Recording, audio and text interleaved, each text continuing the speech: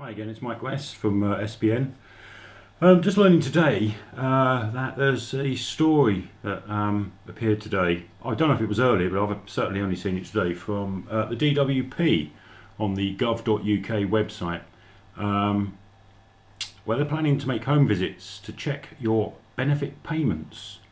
What highlighted this to me today was UKColumn. I just tuned into UKColumn and quickly caught a glimpse of this.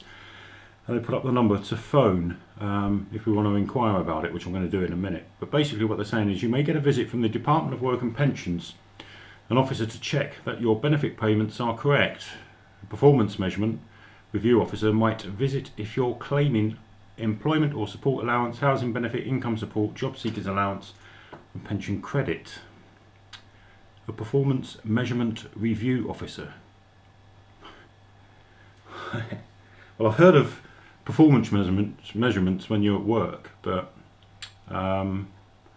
this just throws a new light on it. So we're going to get people coming around. This seems very, how can I say, it's more Stasi. What to expect? The officer will interview you in your home and want to see 2 forms of identification. They'll also want to see documents about money, savings and rent. For example, pay slips, bank, building society or post office accounts, rent book, tenancy agreement, benefits and tax credits. So let's give these a ring. What's the number? This is just totally, it just gets worse here by the week. I don't know if it's me, but it is just getting worse and worse and worse.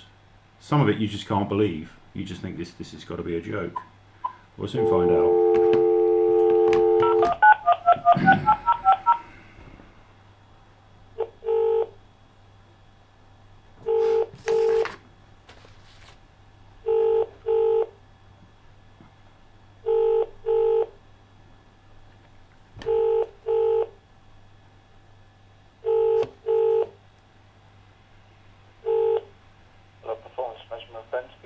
Oh, hello there. I wonder if you can help me. I just want to ask some questions, really, about these proposed visits that the DWP intend to make. Okay, yeah. Is that okay? Hello. Hello? Yeah, I'm here. Just fire away. What questions? Oh, right, okay. Well, can you tell me what this performance measurement review officer's primary role is? Well, basically, the primary role, they work within fraud and error. So it's error on the department's half. Say, for instance, if a customer rang us up with a change of circumstances, or if their pension increased, just as an example, and we didn't update our system, and it meant you were underpaid, that's an error on our part. So it's trying to identify errors that the government makes and reducing those errors. Right. The other side of that, the work in the fraud side. So that's where, say, for instance, if somebody was working and they didn't declare that, then that would be fraud. So right. We're trying to basically eliminate fraud and error to pay the right benefits. So these performance measurement officers, are these new positions that the DWP are appointing? Is it what's a new position? Is it a new position?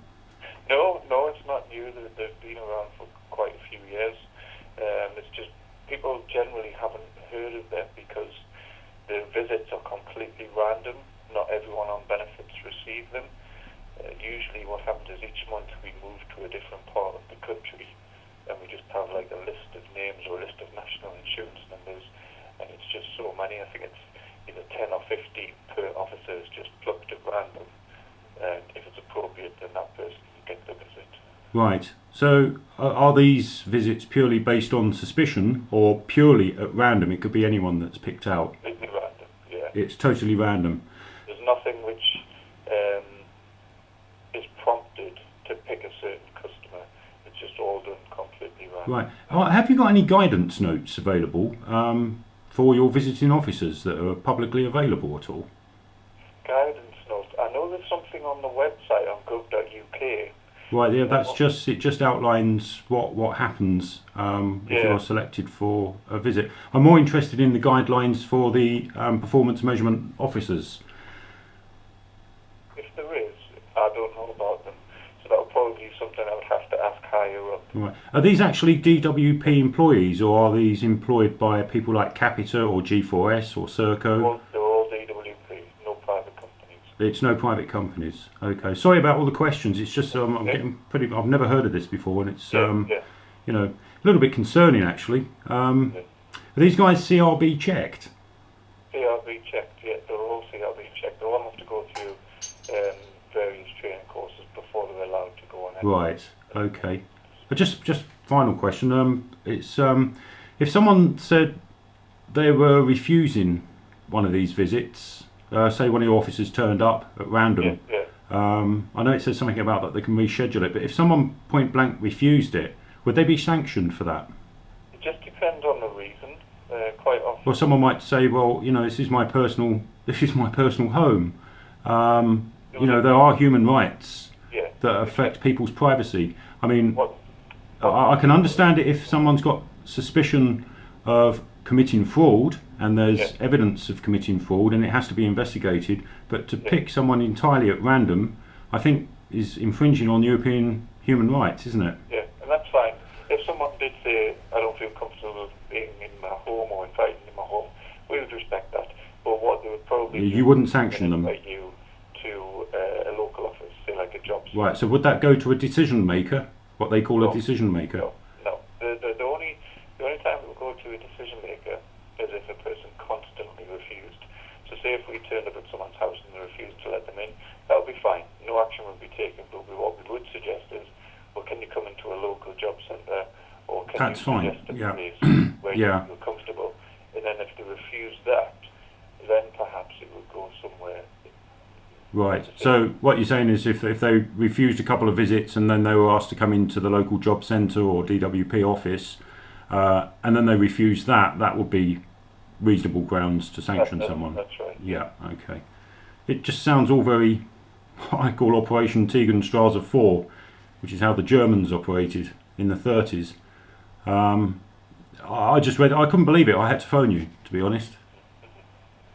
Well, all I would say is, whatever decisions are made, we only follow the guidance which is set out by Parliament and passed down the various claimants. So anything that's put in process is all being cleared off of higher up. Don't you think, though, that, you know, we have corporations like Boots, which have just got away with billions in tax, and you know, well-known coffee brands. Don't you think if the government was to treat them like this, we might start seeing some tax coming back into this country, corporation tax? We would. Yeah. Okay, well, thanks very much for answering your questions. Very kind of you. You're welcome. Thank you. Bye-bye. Excellent. Bye. Well, there we have it. I was trying to make it sound all sanitised, but I can't believe this. I mean, I can understand it if someone was either grassed up for committing fraud, or, you know, or they had real strong suspicions. I mean, the police can't even do this. The police can't just come around making accusations and spot checks. The police, what's stopping the police coming to my house saying, oh, we think you committed a burglary. We've got no evidence, but you might have done. This is the sort of thing. I mean, and I just think the ratchet's getting tighter and tighter. Well, if you want to ring them for yourself, I'll give you the number. You know, you might have your own questions. Sorry if I didn't answer any you might have wanted, but the phone number is 0191 216 8050. That's 0191 216 8050. Thanks a lot. Bye for now.